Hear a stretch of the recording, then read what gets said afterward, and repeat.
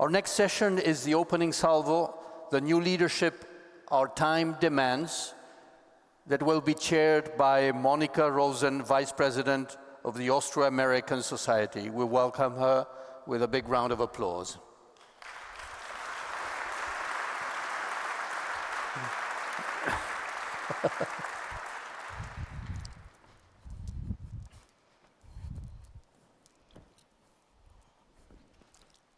Good morning, ladies and gentlemen, and welcome to the opening salvo. It is my pleasure and my privilege to be your host for the upcoming discussion. I am Vice President of the Austro-American-Society, and until my retirement, I've worked in the financial services industry all my life as head of research at Austria's largest bank, just to give you an impression of who you're looking at. Now, the opening salvo will basically consist of two parts. First, we will have three speakers. They will give an impulse statement of three, I repeat, 3 minutes each. They will, don't you be laughing, I mean it. Then they will all, of course, be sitting down, and then the three panel members will join them, and we will embark on the discussion proper. In terms of a brief introduction, and since this is a naval theme, all hands on deck, and we're discussing leadership, I thought I would give you a brief historical impulse because I find it very much apropos. We are going back to the year 1519. To a man, a Portuguese sea captain who is about to embark on a voyage from which he would not return, but which would also immortalize him. I am, of course, talking about Ferdinand Magellan. He was an outstanding leader, both in good and in bad ways, I dare say. Let's hear for just a second what a historian wrote about Magellan. With small, unmanageable ships, completely at the mercy of capricious winds, his voyage included 25,000 miles across completely unknown seas. Faced with sick and mutinous crews, with constant anxiety about food and water and the repeated ravages of scurvy, only his personal drive and determination brought his often unwilling armada to its destination. I dare say, ladies and gentlemen, he had many qualities that make an outstanding leader even today.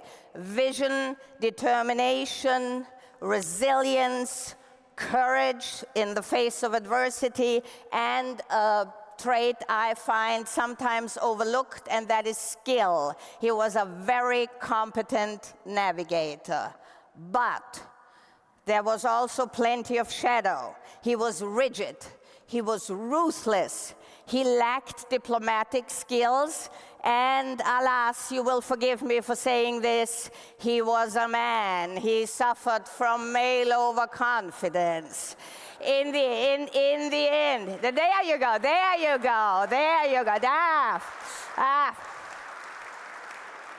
Yeah, I can see the gentleman clapping. I find this very heartening. Very good. Okay, so he, at the end, he got into a skirmish or even a battle that he was destined to lose, and he died in the Philippines. So, as you know, he himself did not return, but one of his ships did, aptly named the Victoria. So, there are, as I said, good and bad qualities in terms of leadership, And since we've already made a joke at the expense of men, I will now introduce our first speaker. And this being Vienna, allow me to give precedence to the lady. Will you please welcome Eva Asselmann. She is Professor of Differential and Personality Psychology at the Health and Medical University in Potsdam. Eva, please.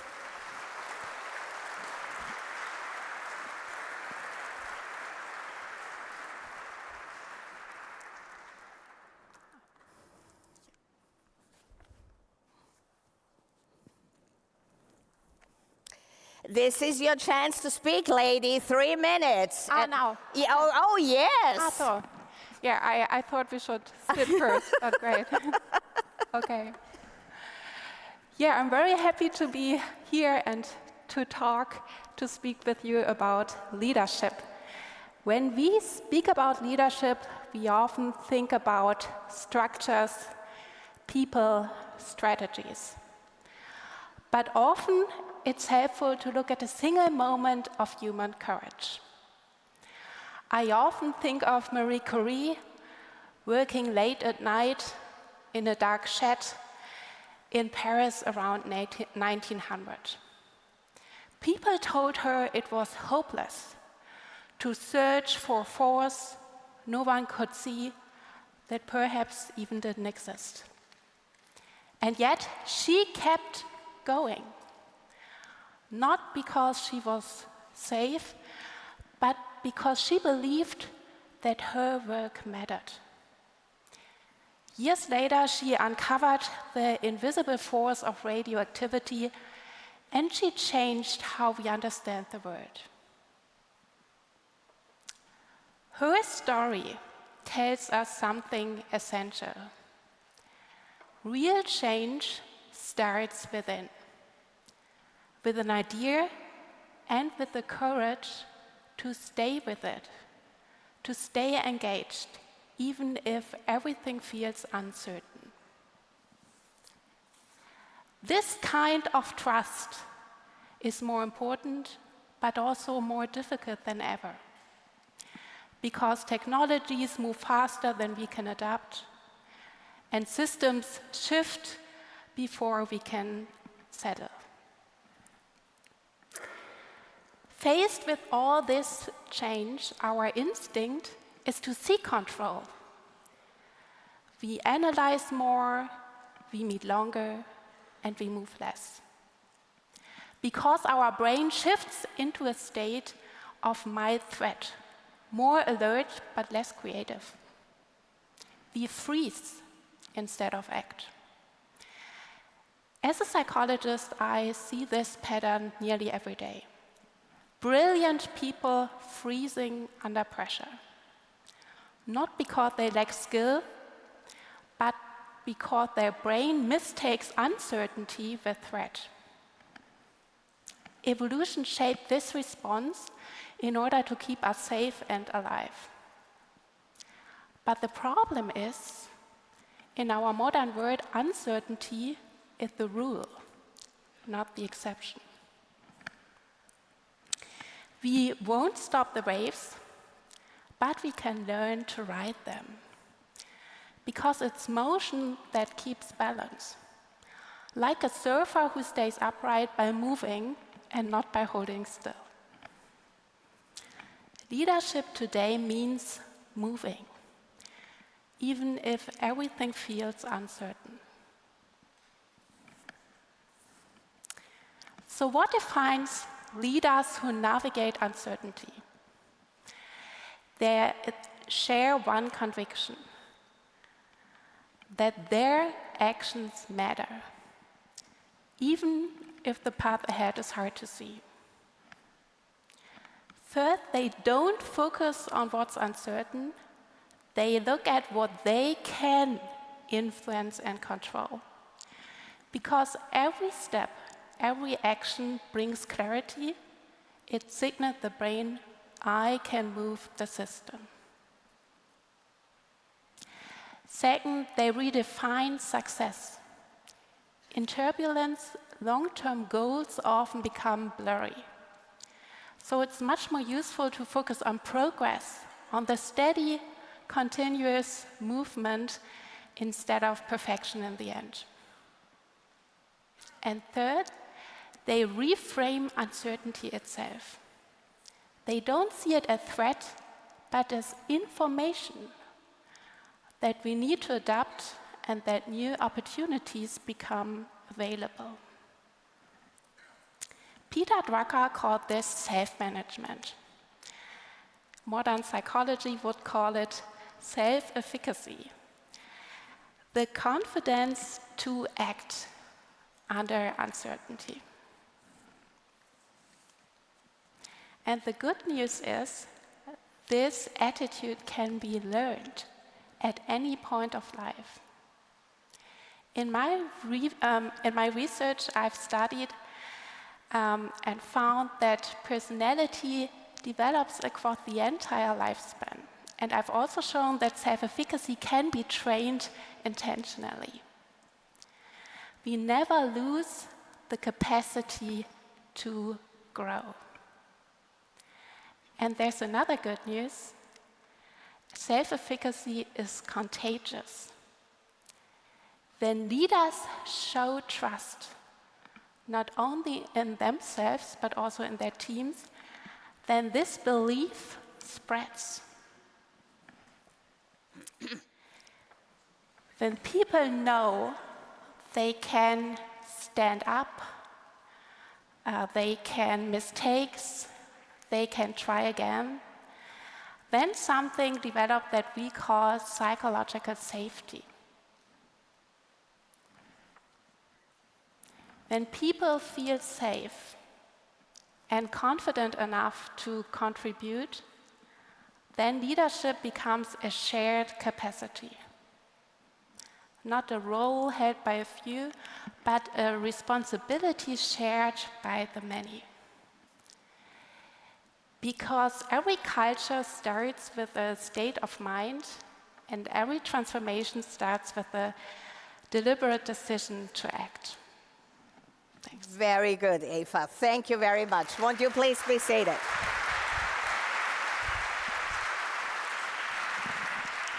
All right, first of all, I noticed I'm in an unfortunate seating position there at the back for enforcing the 3 minutes. So that is my first learning of this year's Drucker Forum. I'll do better next time.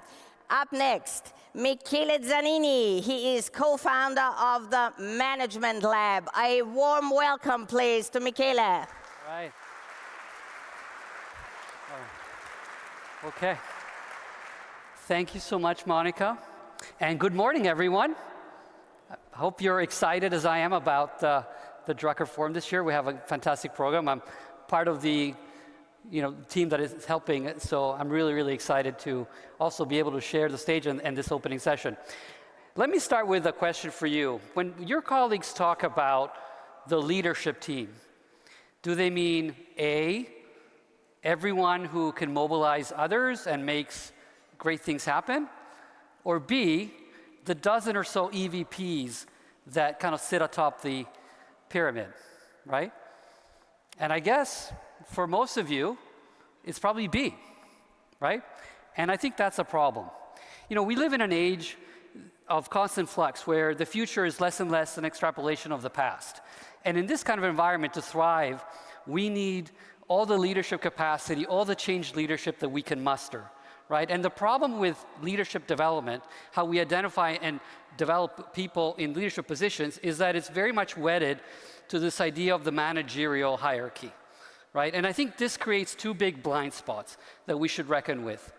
The first is that the leadership competencies that really matter to drive success in this age of upheaval, things like sensing new opportunities, energizing colleagues, challenging vested interests, nurturing others, building new business models, all those things don't get as much play, as much recognition in leadership programs, which are mostly about preparing people for a more expansive managerial role, right? And by the way, being an effective catalyst for change isn't something that is correlated with a hierarchy at all.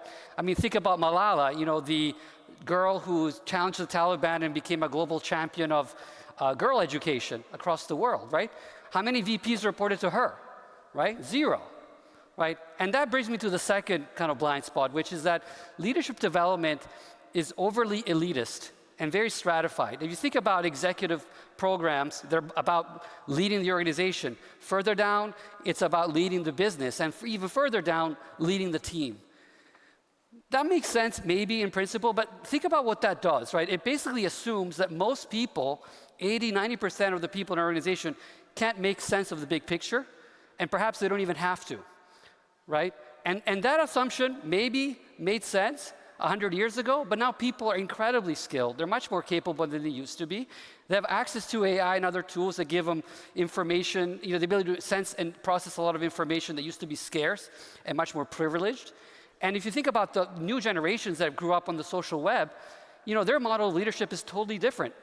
It's about generating followers, not pleasing your boss, right? So with all those limits in mind, it's not a surprise to see that leadership development is not getting a good return on the investments, the billions of dollars that get spent every year, right? And organizations struggle to generate the leadership capacity they sorely need, right, to survive and even thrive in this age of upheaval. So I think basically the challenge for us is to rethink what leadership development means, right? And practically speaking, to me, that means spending much more time and energy in identifying and nurturing catalysts and builders, and spending as much time on that as we do in preparing people to become better managers, right? And this will only happen with two things take place. The first is that we stop playing to the top of the organization, the top of the pyramid, and the second is when we start to challenge, I think, the outdated assumption that having a big title makes you a leader. So, thank you. Very good.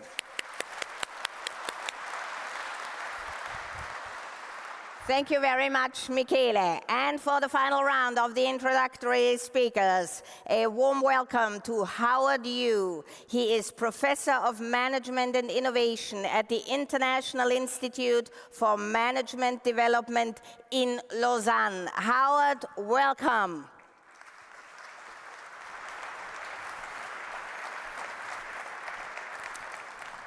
Hi, good morning. Great to be here.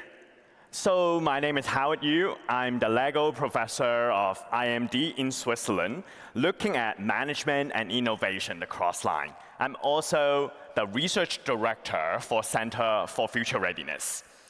So there is one question I'm always obsessed about. Why do some companies stay future ready, while others faded away? And so my research team decided to build a credit score for preparedness. We've been tracking 400 different companies across 7 different industries to build almost a credit score on how well they prepare for the future. And so we're looking at car companies, technology companies, fashion, consumer packaged goods, global travel, pharmaceutical. Here's one thing that we found out, that across all different industries, there are companies move from good to great. Meanwhile, there are organizations fall from grace. You take technology, AMD, NVIDIA, TSMC, from good companies, solid one, to magnificent. Meanwhile, you have Intel, once hero of Silicon Valley, fall to a sick person. So we want to understand why. It turns out it's not just technology. Every single organization, when company can really become good, they do one thing really well, and I call it principle 1. They perform and transform at the same time. It's both and. They don't choose. It's that they are polishing their competence in order to make money now and stacking up new capability to make money in the future. Obviously, it's easier to be said than done, and it requires certain behavior at the organization level, which is principle 2, and we will discuss later, as well as organizational mechanism, so that you could actually scale up new capabilities. In the end, is organization can managing their quarterly earning with rigor, generate bottom line in order to fund aggressively into the innovation wins. Its organization can continue to strengthen their core competence, and meanwhile they are scaling up new capability, new business model that win.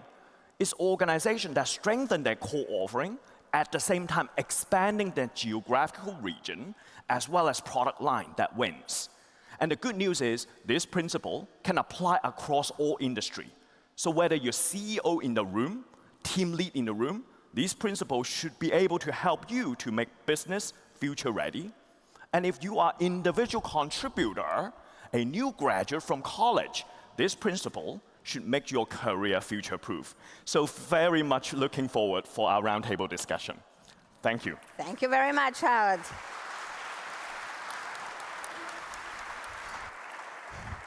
All right, ladies and gentlemen, after these three introductory statements, I will now introduce the three members, distinguished members of the panel to you, and we will get into the discussion proper.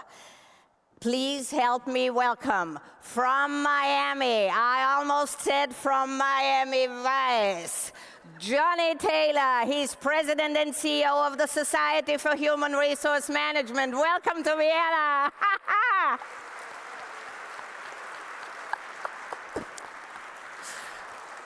What can I say? Freeze. No, I'm not going to say that. Please sit down. All right.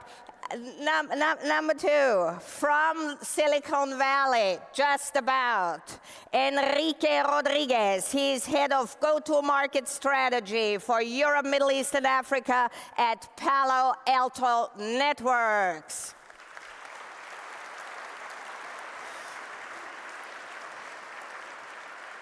And this panel cannot do without a proper naval officer and a gentleman, of course. Please welcome Michael Carson, partner at McKinsey, co-founder of Aberkyn.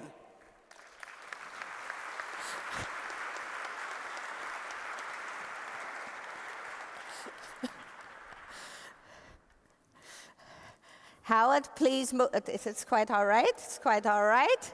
It's quite all right. So, this is the best part of the opening salvo. I get to kiss all the gentlemen, okay? Thank you very much, Drucker Forum. Yeah, all right. The ones I haven't kissed, we'll do afterwards, okay? All right, now, so we've heard the three introductory statements about leadership. Any thoughts from the panelists on what you just heard? Enrique, do you want to go first? Do you want to talk about trust, perhaps? Perfect. Thank you so much, Monika. I think that I heard two things, one related to trust and also other related to resilience in your opening statement too. And one of the key leadership traits that, at least on my world, I see more and more related to trust is digital resilience, right? So the idea of digital resilience is that the obligation of a leader in their organization is to bring an environment which is safe, which is stable, which helps the key stakeholders of that organization to, foster and have a good standing, right? This actually represents, and related to some of the statements, a fundamental shift. Before, trust was given for granted, digital resilience was given for granted, and now it's something that needs to be earned. And we hear more and more, in my case, in the world of cybersecurity, a board conversation that has shifted the question from are we secure in abstract to are we doing everything possible for our organizations to be safe, right? So it's relating this idea of trust and resilience to my world as a practitioner. So this is my first point. Well, I mean, this is the city of Schnitzler, an Austrian author who said security is nowhere, it doesn't exist, yeah? So that may be the first concept that in a way may be an illusion. Johnny, anything you want to add to what you just heard? Yeah, this conversation around trust is really interesting. We've, in our research at SHRM, constantly, trust doesn't mean I will agree with you. I think that's what we're beginning to see, this real tension. When you speak to employees, the idea is, do I trust that you will be honest with me, or do I trust that you're going to do what I want you to do? And those are actually two different things. This idea of saying, in the spirit of transparency, this is the reality. But there's this real tension that exists between, I'm going to trust you to tell me the truth, or I'm going to trust you to tell me what I want to hear. And we're seeing this play out in the workplace. So when we have these employee surveys, for example, we're often unable to determine what do the employees say when they say they don't trust senior management. We're trying to sort that. I would like to get your take on that, Michael, especially, will you do what I tell you to do on a Navy ship? Isn't that the order of the day? I mean, how are you going to survive if that doesn't work? Well, it works in crisis because everyone is pulling together, and we have a short-term urgency that we need to resolve. But it doesn't work, even in the military, it doesn't work in outside of crisis or in peacetime. People think for themselves, and you want people to think for themselves, actually. Okay, and any other thoughts you want to add to what you just heard? Well, the creation of trust, excuse me, for a leader to generate trust, to create trust in their organization, takes a whole lot of skills. It's not a simple thing. So self-awareness is a big part of that. Decisiveness is a big part of that. Meaning-making is a big part of that. There's a whole lot of spokes, if you like, to the hub that is trust. All right. So if you're a psychologist, so let me ask you, I've heard all these fantastic statements. They all sound great in theory. We've all worked in organizations long enough to know that it does not always work that way. How do you translate all of this in reality, I'm wondering? What about clarity? What about self-management? What about fear, uncertainty? Some of the keywords that you mentioned in your material. Yeah, you mentioned it too. Trust is something that we can't communicate in words only, but we need to show it. We need to live it day by day in organizations. And under uncertainty, self-leadership is more important than ever. We can't control everything that's happening in the outside, but we can regulate how we respond to all of that. And that means we need to understand our emotions, how we think, feel, and behave. We need to pause before we act. Most managers react to uncertainty by doing more, but this creates even more stress, and then we get in a cycle where stress leads to overreactions and so on. But what we sometimes need is to do less, to pause in order to downregulate our autonomous nervous system, because under stress, the limbic region, they react more. We respond with fear and anxiety, and at the same time, our prefrontal brain regions are suppressed. That means we can't think clearly. So when we pause, when we self-regulate our emotions, when we calm down, we can think more clearly and we can take better decisions. You make it sound very easy, and I must say, guilty as charged. I tend to do too much, but I'm trying to learn, okay. But of course, that is a very valid point. Now, Howard, why don't we talk about AI? It was mentioned in this introductory statement. It is, of course, a major buzzword and a major topic in the financial markets. I hope everybody is loaded up on NVIDIA and Palantir. And so what is the story there? How do future-ready companies embrace AI? Yeah, I think there's a lot to do with human trust at the same time, because I've seen there are organizations are so obsessed about automation, and the end goal is just the bottom line. And then, of course, we get resistance from employees, because if my job is to automate everything and make myself redundant, it's like, good luck. But then I have also seen organizations that really have described here is what we want to do, is not just augmenting your tasks, but using technologies to help you to do your job better, and having a roadmap, what is your future job look like, with also training along the way. And look, trust cannot be declared. I cannot walk into the room and say, we are safe here, there's trust in here, no one is going to believe in it. What employee needs is to exactly see the initiative, training, everyday sliding door moment that the leader demonstrate. We are not just automate yourself and make yourself redundant, but we're going to give you space to augment your daily job so that your joy of the 9 to 5 would actually get more. And we are actually seeing a divergence across industry. So we have to invest alongside with that human capital at the same time. Question. So that would be my take on it. But what if that's not true? What if, in fact, your job is going to go away? And that's the struggle that we're hearing with employees is we're saying, yes, you're going to be freed up to do higher level strategic work, when in fact, there are some jobs that will be displaced. And that's where we're beginning to have a trust problem with our employee population, because the fact of the matter is trillions of dollars are being invested in something that is, its goal is to reduce our dependency on human beings. So some jobs are literally going to go away. How do we, at the same time, in the context of trust, be honest with employees? So I'll just give quick response, and I'm sure others would have ideas.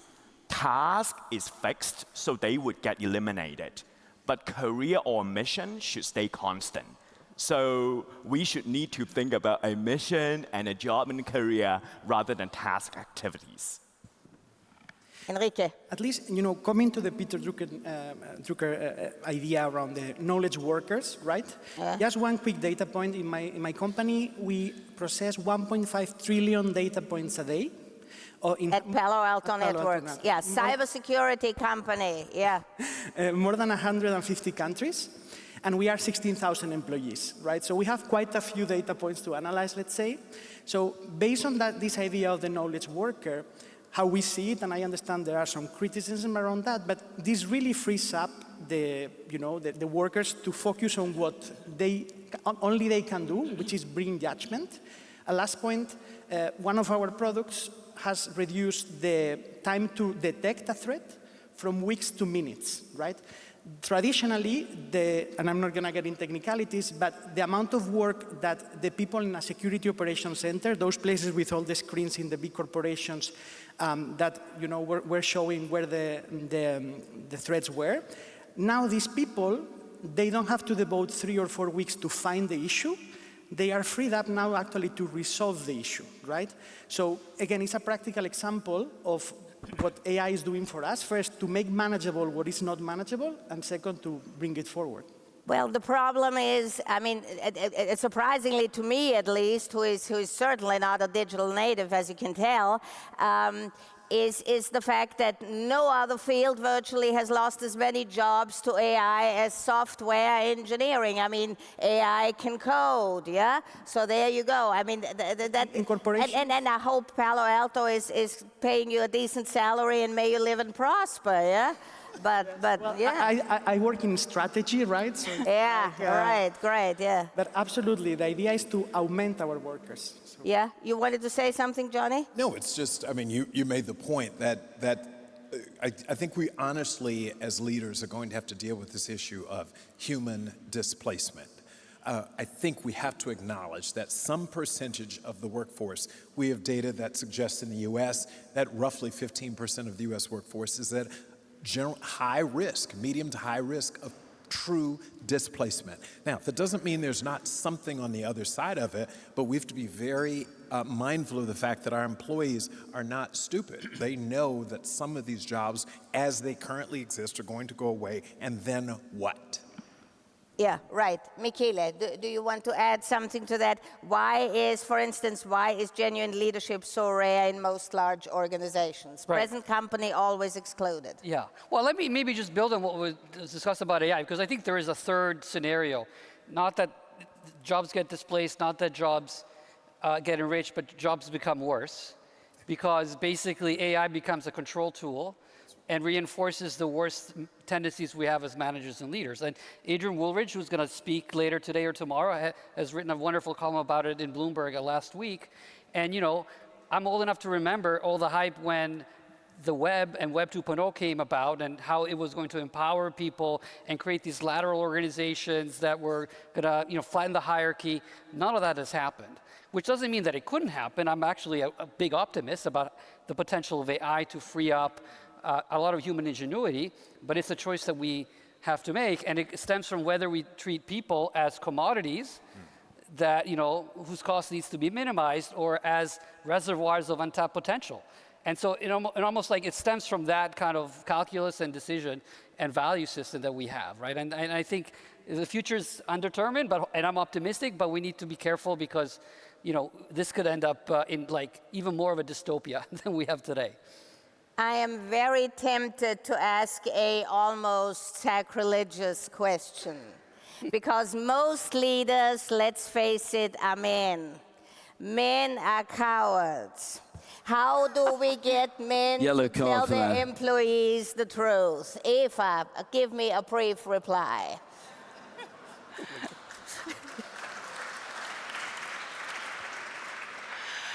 Yeah, I'd say it's not so much about talking, but about showing.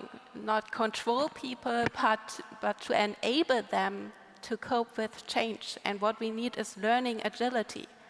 If my job is replaced, I need to learn, relearn, unlearn very quickly in order to respond to what's changing. I won't be able to prepare for everything. But what I can learn from early on is how to adapt flexibly. And that's what we can do as leaders to enable people to learn, to develop, to grow, and to face uncertainty with flexibility. Mike, tell me about leadership in the new era. And so what do you believe leadership must become in the new era that is going to be dominated by AI? For me, leadership always has been and will remain a human thing. In fact, this is the great leadership challenge of our age. In a way, it's... I'm going to say something sacrilegious. Yeah, well, but please do, so I'm not the only one. I feel better. In a way, sorry. In a way, it is nothing we haven't seen before. Now, I know that sounds strange because we're all thinking AI, wow, it's changing the world, and it is. But it's just doing it faster. We've had big changes before, for industrialization, information age, but this one is faster. A friend of mine quoted his mentor the other day as saying, things are getting better and better, and worse and worse, faster and faster. All right. In the world.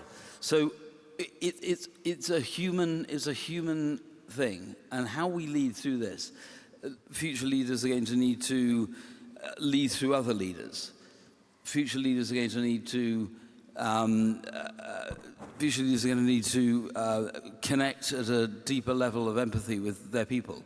Future leaders are going to need to be rationally optimistic and lead through deep uncertainty, but always with the faith that things are going to work out. All right, okay. Changing tack for a moment.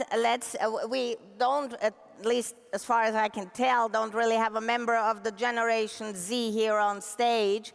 But what, Johnny, perhaps, can we do in order to bring them on board? And what can we, the Miami Vice generation, learn from the youngsters?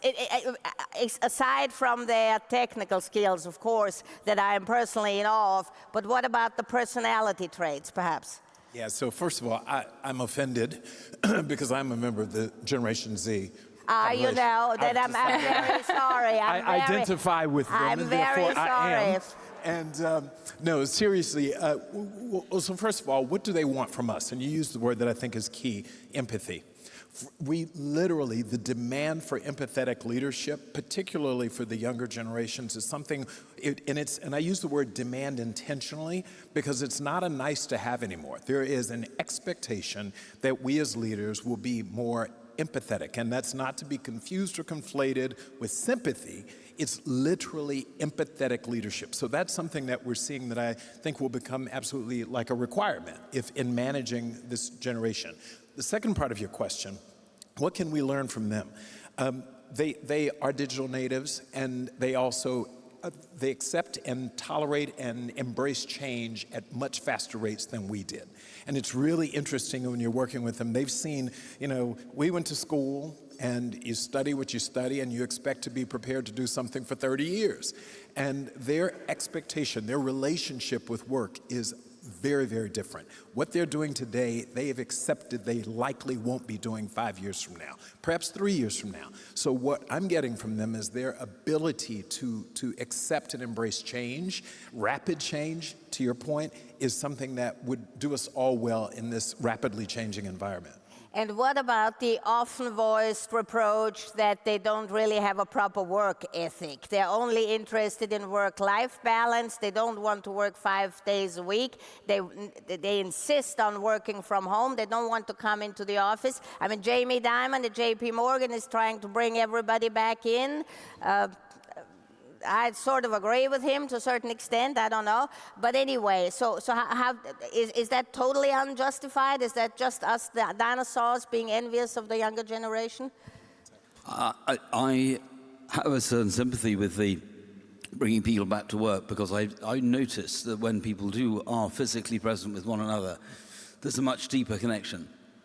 And video is great for maintaining a relationship when there's distance, but it's not very good for starting them. So actually I have a sympathy with that, and I'm finding that a lot of people are coming back, certainly in London, more and more back to the place of work for the community. But I think it's just too broad brush to say Gen Z are lazy, or Gen Z are, it's just, I wouldn't say that at all. I think the next generation has got the fastest change to cope with that we've ever seen in the human race. So I cut them a bit of slack. Monika, can I build on that? Yeah, please, please. So in defense, I have 2 Gen Z daughters, and so I want to maybe take their perspective and refer to some survey data. It was pretty shocking, showing that the vast majority of Gen Z employees don't aspire to become managers and move up the ranks. To them, the prospect of managing in this kind of traditional frame is deeply unappealing. And I think it has a lot to do with what I kind of hinted at earlier in my opening statements, is that for them, the model leadership growing up on the social web isn't how many people report to you, but rather how many people want to follow you. They want to opt to follow you because you generate value for them. You're doing things that make their lives better. And so unless we change that frame, and we, in the way we think about leadership and the role of managers, they're not going to engage. And it's easy for us to say, wow, they're lazy or unmotivated, but it's kind of on us to create the work environment that really deeply resonates with sort of their mindset and how they've grown up and what is the reality of work and life for them, right? And so it's really something we need to work on and create that kind of environment that resonates. So.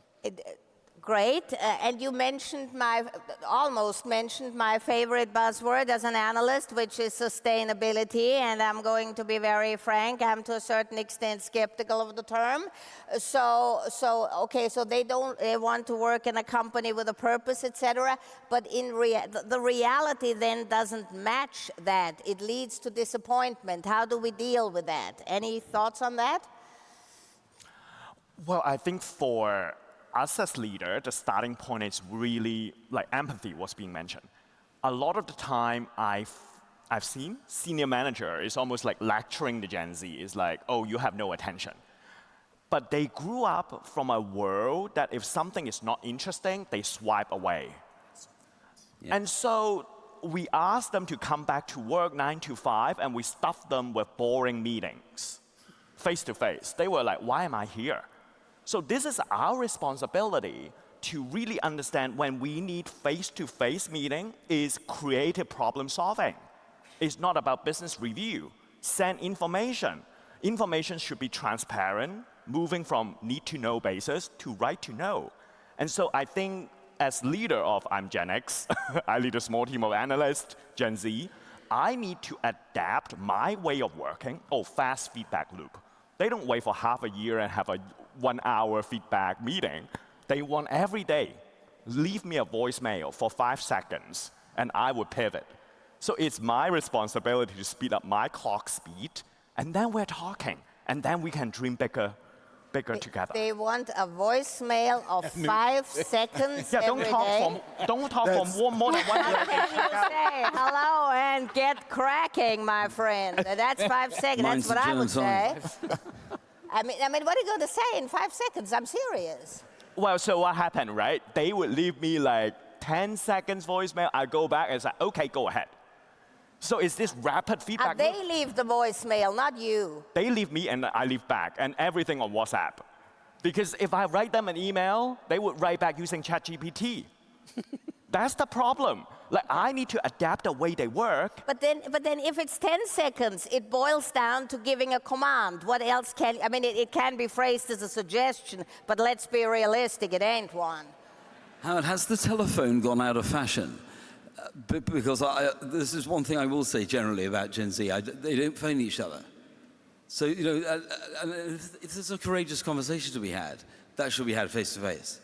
But if there are lots of conversations that are sub-courageous, you know, they're just important.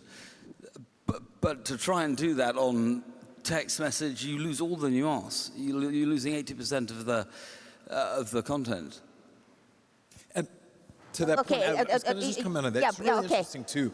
We're trying to strike that balance between speaking to them the way they want to be spoken to, but also, you know, I think about as a parent, my responsibility isn't always to tell my daughter what she wants to hear, how she wants to hear it. I have to also, my job is to raise her. And if we're trying to develop future leaders, it's not going to be in 5-second bites. Every meeting is not going to be interesting and motivating. You're going to have hour, 2, 3, my team's here, 8-hour meetings that will bore you to death, but that's a part of it. That's why it's called work. I think we have to be really careful. Thank you for saying that. That's what it's called, Thank you for saying that, my southern friend. This notion that it's always got to be entertaining, it's always got to be you. We have this real issue that, and Dr. Alonso here is our chief knowledge officer, he used this term, we talk about empathy. In fact, what most people want is me-pathy. They want empathy toward themselves. They should give 2 shits about you or anybody else. Yeah, right. I'm sorry, I'm not supposed to say curse words. I'm sorry, boss. But the idea, we do have to be very cognizant of the fact that our job is not to just give them what they want. Some of it is you got to give them what they need to develop into a little bit of tough love. Yeah, okay. And the other thing I would just say to reinforce that is that this is partly what leadership's about. What you describe as a paternalistic approach. Yes. Actually, if you're bored, do something about it. That's right. Right? Take some leadership. Do something about it. Tell me, how is it really in Silicon Valley? So I will say I wanted to bring a bit the practitioner view here. I think that there is all our professors here know better, but there is a very important element, which is the culture of the company. Right? So I've worked in 3 different companies. Each of them have 3 different cultures. And even if we are generalizing with a new generation, what I try to do when I recruit someone is someone that I can know that they are going to deliver what I need, right? Because in the end, in real life, what I need is outcomes, and the organizations are not patient. So when I'm hiring for my team or my reports are hiring, we make sure that, of course we make mistakes, but the idea is to try the people and bring people on board which are aligned with our priorities, right? So it's something which helps on the practitioner side. It's a luxury sometimes, but hiring the right people which is culturally aligned is very important. Otherwise, it's not going to work. Yeah, well, that may be outdated, but I remember the saying, strategy eats culture for breakfast. Strategy eats culture for breakfast, right? But anyway. Culture eats strategy. Is it the other way around? It is the other way around. Yeah, okay, all right. Anyway, so culture is dominant. Yeah, right, exactly. Tell me about working from home. How is that done at Palo Alto Networks? Do you have to come into the office every day? No. The policy is, just one example. If you can say that, yes. Maybe you can't. Yes. So our policy is, in general, of course there are exceptions and we understand people's life, but we need to go to the office around 3 days a week, 70% of the weeks. So the idea of this is that we have a good balance between, the necessities of real life and your personal life, but also, as they mentioned, working together. In many times we are working under pressure and we need quick outcomes, and being together helps a lot, but at the same time we are trying to find the balance between the 5 days a week. This has been changing, of course, but it's what's going on in my company right now. You wanted to say something? Yeah, we had a conversation about this at dinner last night. It's amazing how, and I got your point from a practitioner standpoint. What did we do before 2019? The necessities of life. You had 2 days, the weekend, to figure out your life. Right? We may have overcorrected a little, or maybe not. Who knows what the answer is? But there is a concern that we have made all of this the employer's concern.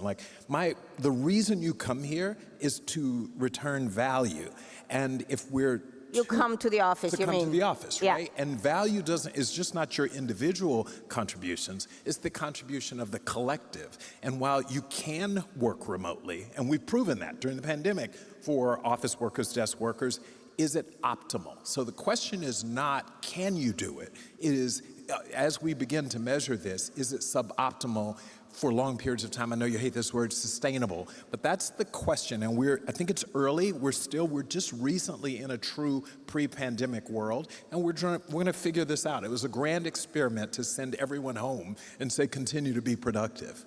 More to come. But I do think we have to constantly balance, how much of this, when someone says to me, I need Monday and Friday remotely to take care of my personal life, I'm like, really?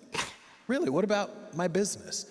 And we have to be willing to say that to employees, that I pay you so that I get something out of you, you get job security, but we're not having that conversation. We may be, just maybe, we've overcorrected and we're focused so much on what the employee wants and needs and not enough on what the people who invest in us want and need.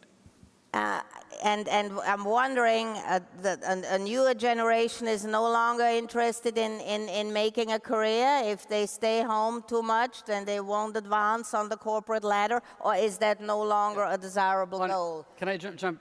Yeah. Oh. I was just saying, younger people, they want meaning and this long-term fulfillment. And I think when we make them experience that, sometimes it takes, I need to align with certain rules in order to achieve long-term goals and have this fulfilling feeling of meaning, then they understand better why sometimes, it's necessary to stay to the rules and to do things for the collective. Michele. Yeah, I was going to say that I think this generational discussion is a little bit, it can lead us to an unproductive avenue because, I suppose you could say they're a little bit entitled. They need to grind through work, 8-hour meetings. But I think they're kind of sending us a signal, like, why are some of these meeting 8 hours? Are they actually productive? And maybe that's a feeling that is shared across generations. It's just that they're the only ones, they've never seen this BS before, and so they're like, what is this? Everyone else is kind of inured.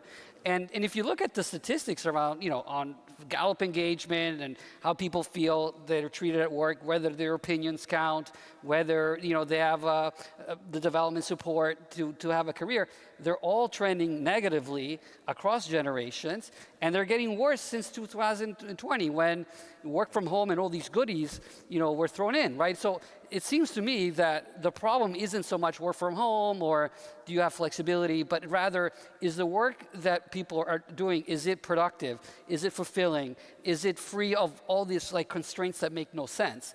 And I think part of it is maybe, we need to be a little bit more empathetic or sensitive, but part of it is how we design the system that these people operate in, mm-hmm. And is it amplifying their initiative, their passion, their ingenuity, or not?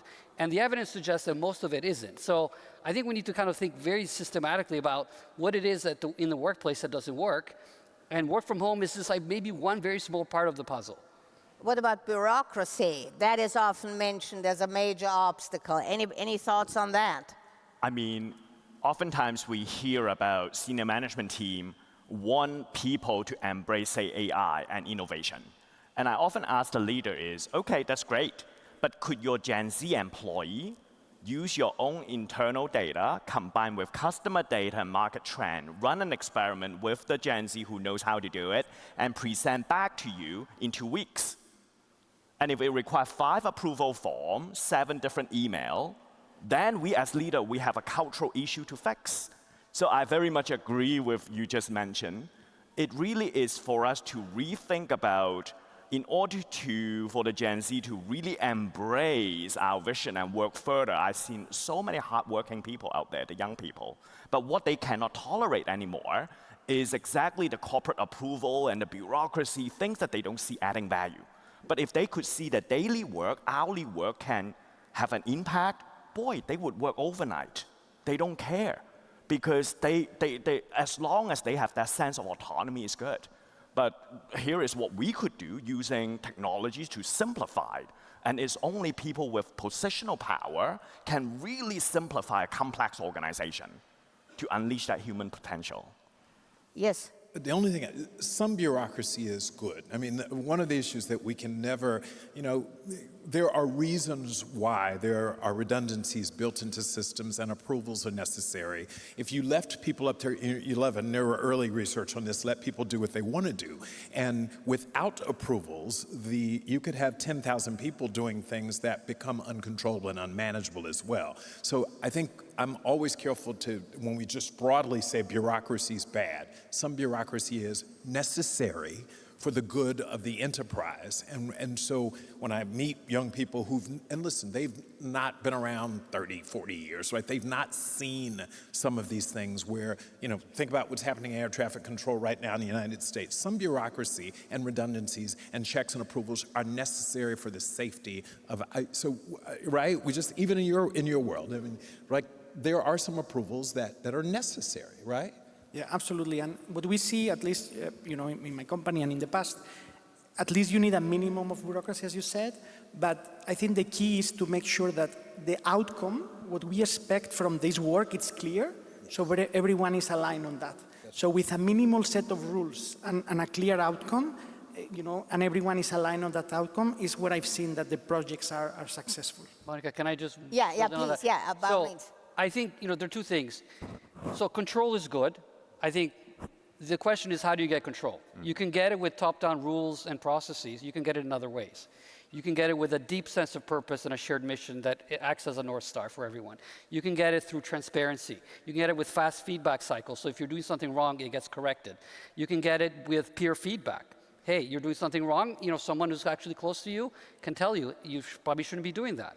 So, there are ways to change the how of control away from this industrial era process and structure. So that'd be one. The second thing, and a lot of the companies that are bureaucracy-free or operate with minimal bureaucracy have been very clever in doing those kinds of things. The second is that in most organizations, there's no check on over-indexing on bureaucracy. And so you need to create a mechanism that says, is this requirement, is this process good or not? And right now, there's very little of that. So the ratchet only goes one way, and most companies end up incredibly stagnant and ossified and disempowering places to work because no one's really accountable for that. Can I add one observation? Please. So in my readiness indicator, we track finance. And of course, finance got a lot of regulation and things like that. But then not just some company are able to simplify it, but one of my friends who's Gen X, starting to work with a fintech in insurance industry. And I asked, how do you pass information? They don't send PDF. I was like, so how do you share information? Well, it's Google Doc. Why do you use Google Doc? Because one single document is all share one version of truth. So to me, it's not so much about losing control, but it's using the latest technology so that you don't need human over-communicate and error in redundancy. And if we don't do that, we are just out of sync of the world because it's not just me as a company, a state-owned enterprise with monopoly. We are fighting for good people who want to make an impact to the world. And how do you train the older employees to use the most current technology? How do you get all of them on board? You're going to have human resistance, I'm telling you. That's right. And I think top management teams set the tone. What type of company we want to become? Do we want to stay on the cutting edge and up to date and embrace change? Or we see ourselves as state-owned enterprise, a government agency, we could just fall behind. It's a managerial choice at the very top. From a psychology standpoint, is that the right way to do it, you think? Yeah, I mean, older people need more training. For them, it's actually harder also to use newer technologies. It's not only the resistance, it's also harder for them to work with it because they often don't have this intuition that younger people have. So we need to train them and also make them experience that it has some personal benefit also for them. If they use the technology, that things that it's not threatening, but it's easier for me to work with it. Make them experience it. We're just about in the final round. One catchword that I saw that I would like to address and we haven't really addressed, which I find intriguing, is leadership as a service. Any thought on that? Something about all hands on deck. Yeah. Which is interesting. I love the phrase because of being in the Navy, and it's about getting stuck in and about all going in the same direction with a shared sense of purpose, and that sense of purpose is something that a leader imparts, uniting people behind a goal that is more than themselves. But do you think that most leaders see themselves as servants? I kind of doubt it. I meet good leaders who do, and I meet leaders who don't. I don't know the numbers. I'm an optimist. So. How would you define a good leader? I would define a good leader as someone who operates is prepared to go outside of their comfort zone, is prepared to learn, is prepared to open themselves to possibility, to listen to the system and to the people around them, and then to take leadership in navigating the days to come. When I was living in the US, I took a class with a professor called Barbara Kellerman, and she has a very interesting system she called the leadership systems, and she talks about leadership, followership, and context, right? And I think what I really like about that course is the idea that I don't really know what is a good leader, but I know what is an effective leader, which is different. And in this case, effective can mean that probably, are you a leader if you don't have followers, right? And understanding that in different contexts, you know, we have horror stories in human history about very effective leaders, right? But the idea is, you know, understanding these three elements together, leadership, followership, and context. And the only thing that I'd say to add to it is leadership is by definition situational. A little bit of that point. So to your point, in crisis, there's a type of way to lead. In certain context, you know, if you're running a nuclear power plant, this is not a time for us to convene and discuss how we're going to do this. There are rules, there's very regimented because there are significant consequences if things aren't followed. So I just think as we do this, I don't know what's a perfect leader because it's situational. And even within the context of any of our companies on any given day, there are times when I'm going to be a little bit more authoritative and a little bit more dictatorial depending upon the circumstances of the day. And so we have to be really careful talking about the perfect leader, I think, because it does depend. Yeah. We have some underpinnings, some of what we've discussed here, but ultimately it depends. Can I ask you, Charlie, a question? Because I totally agree with you. Leadership is situational. Mary Parker Follett wrote about it 100 years ago, saying the law of the situation, depending on the context, there are different people who have more authority, right? But out of the members of SHRM, how many would agree with that? Like, they may say that, but isn't like for 95% of the people, leadership is positional? That's right. Exactly. That's the challenge. In practice, you're absolutely right, particularly as you look at an older leader. There's no question there. But right, but as I guess part of my comment is that's what I said, it's a compliment, it's not to disagree. It's situational, and that's a refinement of the conversation. Your fundamental question was, what's good leadership? And I think it is by definition situational. Yes, okay. Did you want to add something to that? Because you said positional. So like, how do we bridge that gap? Right, because most leadership development is predicated on the managerial ladder. So, you know, so that was my open question. Eva, please. Of course, it's positional and situational, but nonetheless, you need long-term goals and you want the company or organization to be successful, so you need to empower people. Empower them, like deliver skills, enable them to lead themselves. Most systems are moving from hierarchical ones to complex ones, where everyone is kind of a leader, like at the bottom or at the top. So we need to teach skills, how to work, how to approach problems, how to deal with uncertainty. And I think what we always can do in every situation is to be a role model, to teach people how to approach problems. And that's also something that lasts.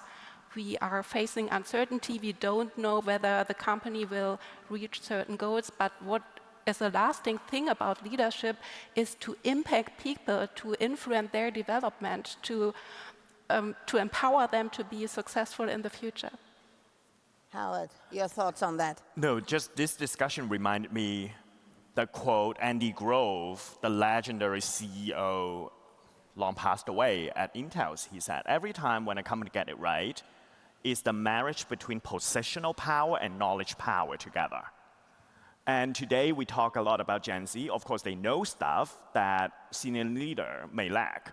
But when company get it right, it's the perfect marriage between positional power and knowledge power. So this is really hands-on, all hands on deck, because we need to zoom in to a situation and zoom out and thinking big. And I don't think unless we have diversity in school of thoughts, we would never get there. Whether it's life science, healthcare, pharmaceutical, finance, we don't know how 2030 the world would look like. So we need people on the ground to bring that piece of information, all hands on deck, to zoom in and zoom out. So I think it's situational, but it's across leaders rather than one leader. Mm-hmm. I'm very grateful to you for mentioning the subject of diversity in the financial services industry 5 minutes before the end. Otherwise, I would have talked about it. Because I think that we have a long way to go, my friend, in that field. Yeah, we have a long way to go. All right, so we're going to do a final round. I've heard a lot of interesting thoughts, and certainly I hope you have as well. Perhaps reflecting on what we talked about, what is, and I would like to begin with you, Johnny, what is the most prominent thought on leadership that you would like to share or that you take away from this panel? I heard the word followership, and I think that's really an important word as we think about leadership in the context. Ultimately, people can follow you if you force them to, but ideally, and this is the concept of servant leadership, is that people want to work with you. They want you to lead them. That to me is true. That is very true. When someone says, I want to work with that person, and if that person left, I'd actually go with them or I'd try as hard.